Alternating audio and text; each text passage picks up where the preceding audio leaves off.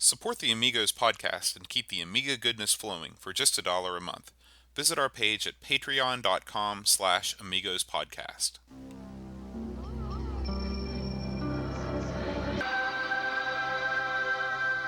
Amiga, the first personal computer that gives you a creative edge. Amigos, the podcast about everything Amiga. Amigos is a proud member of the Throwback Network, your home for quality retro podcasts. And now, here are your hosts, Aaron Dowdy and John Bodovkar Schaller. Hi everybody, welcome to the Amigos. I'm John. And I'm Aaron. And today we're going to talk about Lionheart. But before we get to that, it's been a veritable cornucopia of Amiga news this week, and Aaron's going to bring it to us. Hit us up with some Amiga news, Aaron. All right, bud. I've got some good stuff this week, I think. For starters, let's talk about Xbench. What do you know about Xbench, Bode?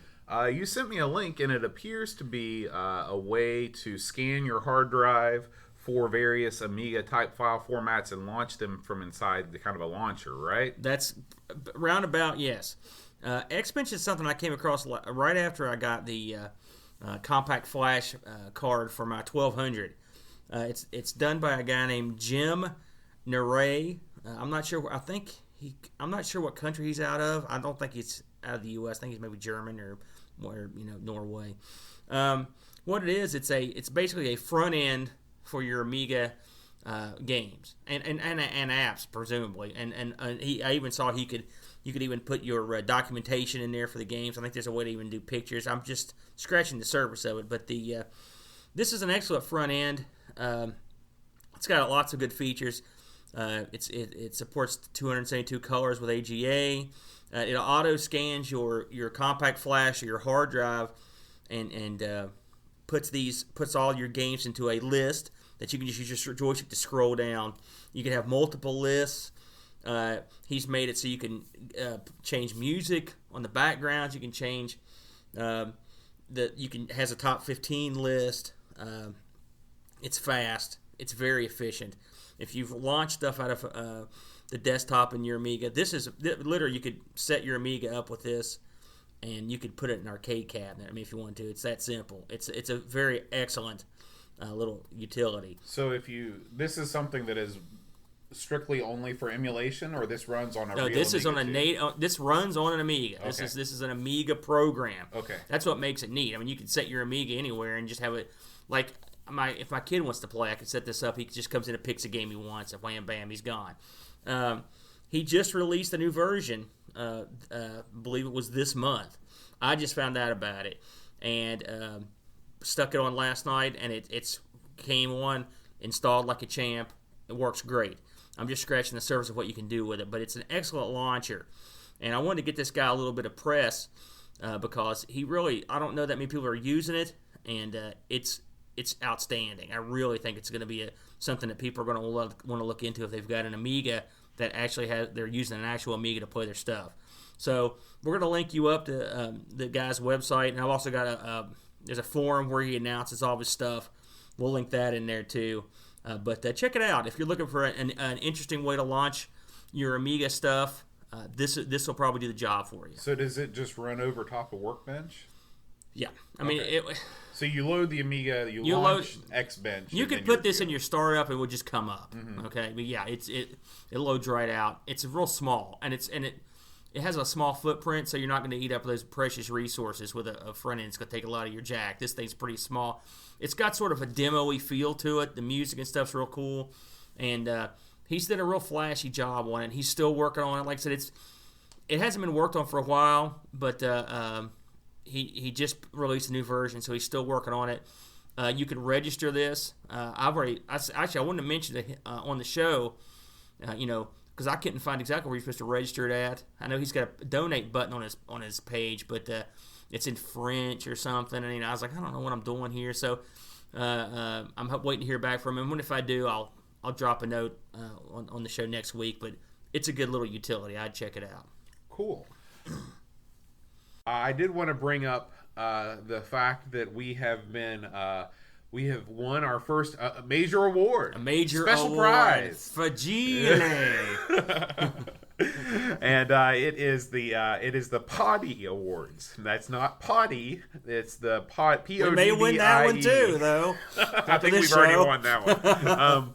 And it is an award that originates with this guy It is prestigious then. You can check out the Atari Age forums. I'll link to the thread on there that has all the nominees and everything. There's a lot of great podcasts on there. You know, Aaron, there are so many game by game podcasts. It's hard to believe that they all originated from our show. Yeah, sarcasm. No, I'll have to say, just looking through that thread, I found a bunch of podcasts I never heard of.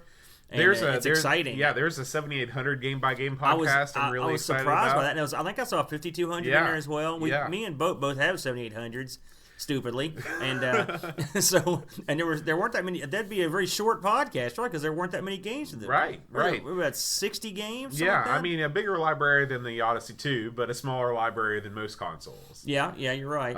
And there's also one that was particularly interesting to me is there's actually an Atari Lynx game by game podcast. And the Lynx has always been a console that's fascinated me. So. I've almost bought a Lynx so many times. And I'm just like, what are you doing? What are you doing? What are you doing? What are you doing? It's got apparently the best version of California games available on any console, the Lynx version. You know, California Games sort of gets hammered, but I always dug that game. I love all the games. I love all those epic Now, games. the hacky sack thing, I can't play that at all, but I always liked the surfing bit, and skateboarding was cool. I loved all the epics. Another big Amiga supporter from back in the day.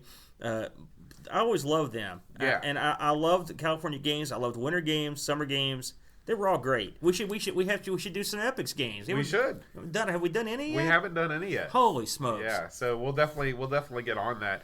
Okay, let's talk Vampire 2. This is all the rage right now. I know it sounds sinister, but it is. It's so sinisterly awesome. Apparently, these have started shipping. A fella has made a nice YouTube video of this. We'll link it up. For those of you that don't remember, we mentioned this, I think it was last week or maybe 2 weeks ago. The Vampire 2 is a processor card, basically, for the 600, the Amiga 600. It sets nicely in the processor slot on it, and then it goes to work. The thing's got an HDMI out. It's got 64-bit core, 128 megabytes of fast MEM, which is that's good times. It's about 128 times the amount found in the 600. The SD card storage port on it, great. Have that on there. Right now, it doesn't have an FPU, which makes this all the more amazing. But in the future, they have planned, this is programmable, so they plan on adding some sort of 16-bit sound. They plan on adding AGA support and some sort of FPU. I don't know what exactly it's going to work. I don't know how exactly to do it.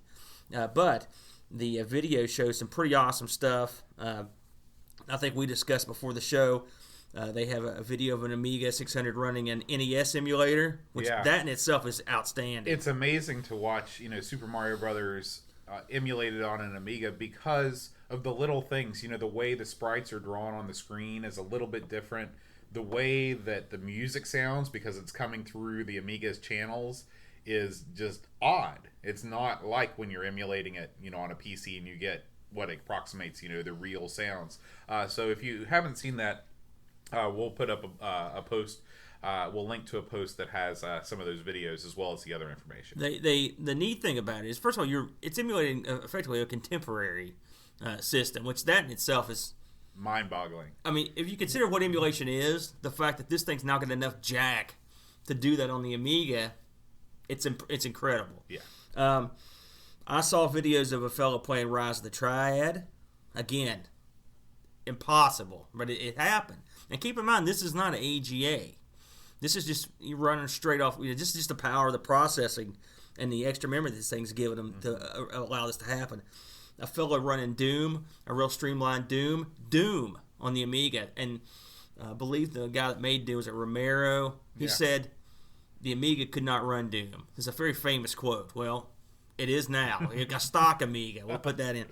Guy running MP3s, and the fellow in this video runs an MP3, and it just loads up as much copies of Deluxe Paint and Notepad as he can, and it rolls right along without one skip beat. It goes. I mean, this really brings out the multitasking aspects. Another thing he was running, I thought this was really interesting. There's a Mac emulator running Warcraft, and running it well. Now, Amiga's always been known for its Mac emulation, but this is well above what you would expect. Now, let me ask you a question. Okay. For you, where do you personally draw the line as far as, is this really an Amiga, or is this, a keyboard and a mouse hooked up to a completely different processor? This is an Amiga. Granted, this thing raises the processing speed and adds memory, but accelerators could do that. This just happens to be a really, really fast, really inexpensive accelerator. Modern accelerator for a classic machine. You got a valid question. I collect a lot of consoles, as you know, and you can mod stuff to the nines. You can buy consoles that play games that they're not like. I've got a little compact Sega Genesis clone. But I mean, it's not a Sega Genesis. What is it? Why? I can play this stuff on the PC. For that matter. But in the Amiga's case, I don't feel that. I don't get that feeling because it's still the Amiga. It's still the same machine. It's still using the same custom chips for the most part. It's basically the exact same machine, just with a faster processor. And these things are always intended to have processor upgrades available. The Amiga is still relevant.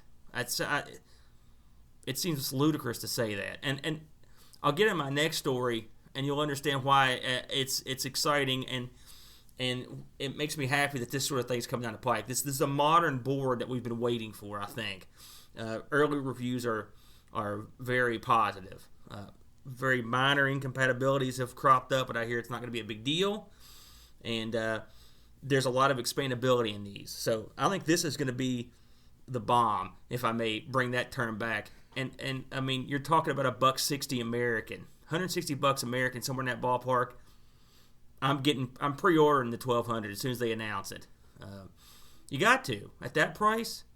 If you consider what you're getting for that money, if I had a 600, I'd have bought the hell out of this. And I've looked around for 600s just to see if I could grab one quick, but they're even slimmer now than they've ever been. So, but yeah, this thing's going to be a monster. Along those lines, the Amiga's relevant. Wow. A new game just got announced today. It's a new old game. A gentleman has converted the ST version of Karateka to the Amiga.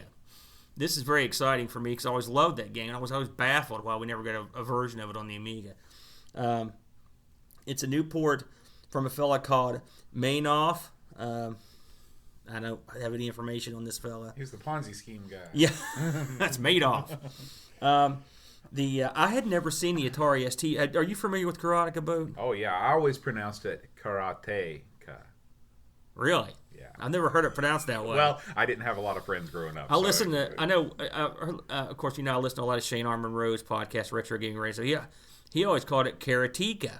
And there's two camps. I never called it that. I certainly never called it what you did. So there's three versions the way you call it. Whatever you call it, revolutionary. Yeah. It was designed by Jordan Mechner. Mm-hmm. His famous stroke was Prince of Persia, which is great on the Amiga. But this predated Prince of Persia. I believe this was originally released on the Apple II. I think that was right. That was Mechner's machine back in the day. But it had ports. I mean, it got ported to everything. That's what baffled me about this. This was ported. Listen to this list. And you got your Apple II, obviously, was the native. So Amstrad CPC, the Atari. Of course, I've played on the Atari 8-bit most of all. Atari 7800, which I have that. The ST, obviously. The C64 DOS. The Nintendo, the Famicom, the ZX Spectrum, the MSX, and the Game Boy all got this, but not Amiga. Very strange that we would get Prince of Persia, but not this. Nevertheless, it's been ported. Again, I hadn't seen the ST version. I watched a video of this fella playing it. It looks like the best version I've ever seen. It looks great. There are little flourishes that I've not seen on the other ones. Well, he's probably kind of riding on the coattails of, it just got released for modern systems not long ago. Really? Yeah, it came out on iOS, probably Android too, with a very innovative. Of course, Karateka has always been. I don't know if it's been praised for its controls, but it definitely has a unique way of controlling your fighter. It does, and it has a lot in common with Prince of Persia. The capturing of the motion, the way the controller set up Mechner used for both games was some people hate. You get used to it, and then you can understand it. Right. And Karateka. And Karateka had those cut scenes, which was something really kind of new at the time. Very cool, and the Amiga version looks great. You can get it now. We'll link it. I got this off another site I've just stumbled across called the Indie Retro News. Have you been to that one? No, I haven't. These guys just have news about games that have been remade, ported, new stuff coming out for the systems. Oh, cool. And I also got this next bit of news from them as well. In my news coverage here. Pro Tracker. If you're an old school Amiga musician, Pro Tracker, you know this. Used to make mod files back in the day. It was the go-to Amiga music software, and it was very popular. Well, it's been updated after all these years. It's got a new version, 2.3e beta. Straight from the article here. First of all, Pro Tracker was created by Lars Hamry, Anders Hamry, Sven Vazen, and Rune Johnstrud. Believe it or not, I remember seeing these guys, their names all the time on stuff back in the day because it was so popular. This version has been updated by a dude goes by 8-Bit Bubsy. It's lots of bug squashes, but there are a couple big deals in here. He removed the DMA wait concept busy loop and replace it with a scanline wall. Now, wait, that doesn't mean anything to me, but this part does. That means that this won't have the strange audio bug when you use Pro Tracker on fast Amigas. I'd heard about a bug that when you had accelerated Amigas and you worked with Pro Tracker, this gets rid of it. So this is going to be, it makes me happy that people are still using this stuff to make music. Mod files were a lot of fun back in the day. I even tooled around with this myself. I'm not creative in that way. But it's good news that someone's updating these old programs because they're still useful and people still love them. Yeah. I've always been more of a Mac person traditionally, and it kind of reminds me of, there's the 68K Macintosh Liberation Army that still is updating stuff, and also there's an OS 9, huge OS 9 support community because a lot of the programs like Pro Tools, especially audio editing programs that came out in the final years of OS 9, they are easily obtainable and vastly cheaper than their modern equivalents and just as capable. So it's very similar. Yeah, and it's neat when people take and update this old software. And that's why I said the Amiga is still relevant. This is the main reason. When people are still using it, a lot of people still use the Amiga every day, even after all these years. And with these modern upgrades to your classic system, you can actually, this thing can compete in the real world to a certain degree.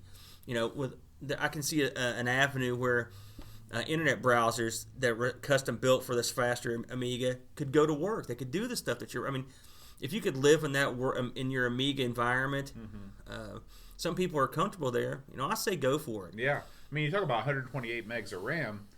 I still remember, it wasn't that long ago when my main PC, it had 128 megabytes of RAM. I was browsing the web. Sure. And when I first got into the PC world, 640 was the standard for the longest time. And I remember when I was getting 4 megs was a big deal on the PC.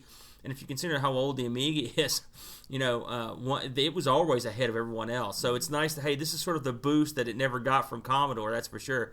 And I think this could be the gateway into something that is an Amiga that comes into the future. I can foresee a time where you can use an Amiga with this sort of power hook to it, with a modernized new version of the OS, and if you can keep that, you've got to keep that compatibility in there. That's the key. That's the key. But it's very exciting, and I'm real excited for the 1200 version. And The 500 version will be outstanding because the 1200 is pretty accommodating on its own. That's a stock. You've got your IDE, you've got the PCC MCIA slot, you've got a video out that's proper. The 500 screams for attention. It could really use an SD slot. It could really use an HDMI port. I mean, obviously we know that from our experiences. That would be great. And for the amount of money you're paying for the stuff now to get outputs, man, I'd plop down $200 in a heartbeat for the 500 board, almost for the HDMI and the slot alone. Right. So it's very exciting. It's funny that you mentioned that because the next little bit of news I have is something that you sent to me. It's the A520 HD. Remember that? Yes, it's something I found on eBay just touring around. I'd not seen one. Yeah, this is after you sent that to me. I poked around online, and actually the producer of these boards sells them direct from their shop too. Mm-hmm. And it is it's an RGB to HDTV component adapter, so it gives you your green and your blue and your red. Mm-hmm. And it's $71, which sounds like a lot, except for the fact that regular A520s are still selling for $50 all day long, untested. They sure are, and now again, we haven't seen this quality. We haven't seen this in being used. But if it's a brand new video output with and you're going to a higher definition than what you would be getting with the 520, $30 extra bucks or $20 extra bucks to have something that works, is brand new, and is doing it better. Yeah. It's not that expensive when you look at it that way. Yeah, definitely. And also, you don't have to worry about the thing killing your Amiga as you push back against the machine in a fit of rage. Yeah, yes, and that's always a problem.